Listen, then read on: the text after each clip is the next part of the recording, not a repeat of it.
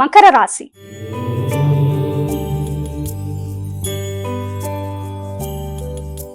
అమ్మ, ఈ రోజు మకర రాశి వారికి ఏ విధంగా ఉండబోతోంది? మానసిక ప్రశాంతత విషయం చాలా వరకు అనుకూలంగా ఉండే అవకాశం ఉంది. ఆత్మీయులైన వ్యక్తులతో మంచి సమయాన్ని సద్వినియోగపరచుకోవడానికి విశేషంగా ప్రయత్నాలు లాంటివి చేస్తారు. ముఖ్యంగా సంతాన వర్గం కావచ్చు, ప్రియమైన వ్యక్తులు కావచ్చు, ముఖ్యంగా వారితో మీరు ఒక మంచి సమయాన్ని సద్వినియోగపరచుకొని మంచి ఆలోచనలతో ముందుకు వెళ్ళడానికి విశేషంగా ప్రయత్నాలు లాంటివి చేస్తారు.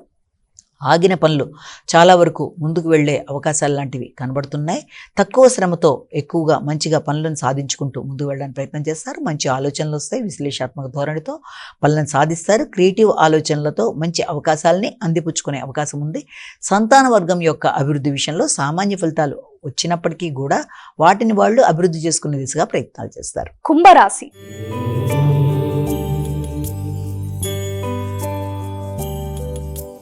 అమ్మ, ఈ రోజు కుంభరాశి వారికి ఏ విధంగా ఉండబోతోంది? గృహ వాహనాల విషయాల మీద దృష్టి కేటాయిస్తారు. తల్లి యొక్క ఆరోగ్యం అనుకూలంగానే ఉంటుంది. గృహ వాతావరణంలో సౌఖ్యకరంగానే ఉండే అవకాశం అనేది కనబడుతుంది.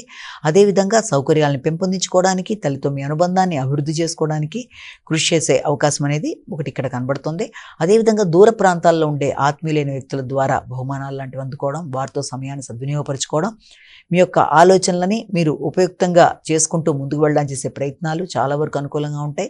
తండ్రి యొక్క ఆరోగ్య విషయంలో మాత్రం శ్రద్ధ తీసుకునే అవకాశాలు లాంటివి ఒకటి కనబడుతుంది. అంతేకాకుండా ఉన్నత విద్యా విషయంలో కావచ్చు, దూర ప్రయాణాలకు సంబంధించిన విషయాల్లో కావచ్చు, కొంత ఆశించిన స్థాయిలో కాకుండా సామాన్య ఫలితాలు వచ్చే అవకాశం ఉన్నప్పటికీ క్రియేటివిటీని ఇంకా పెంచుకునే ప్రయత్నాలు లాంటివి చేస్తారు. మీనరాశి.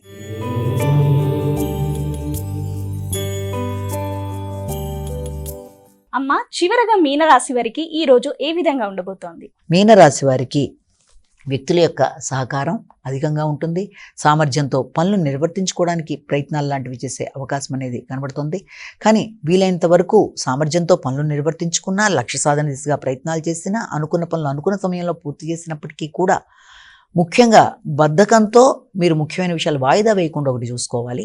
అలాగే పలుకుబడి కలిగిన వ్యక్తులతో, ముఖ్యంగా మీ యొక్క కొలీగ్స్తో కావచ్చు, లేకపోతే మీ యొక్క కొన్నిసార్లు మీ ఆలోచనలతో కావచ్చు, ఘర్షణాత్మకమైన పరిస్థితులు ఎదురయ్యే అవకాశం ఉంటుంది. కాబట్టి ఆ విషయంలో తగిన జాగ్రత్తలు తీసుకోవాలి. వ్యాపార వ్యవహారాల్లో కూడా తగిన జాగ్రత్తలతో ముందుకు వెళ్ళాలి. నూతన పెట్టుబడులు పెట్టే విషయంలో కావచ్చు, కొత్త నిర్ణయాలు తీసుకునే విషయంలో కావచ్చు, వీళ్ళంతవరకు తగిన జాగ్రత్తలతో ముందుకు వెళ్ళాలి. భాగస్వామి ఆరోగ్య విషయంలో కూడా తగిన శ్రద్ధతో మీరు ముందుకు వెళ్ళినట్లయితే మరిన్ని మంచి ఫలితాలు ఏర్పడే అవకాశం అనేది కనబడుతుంది.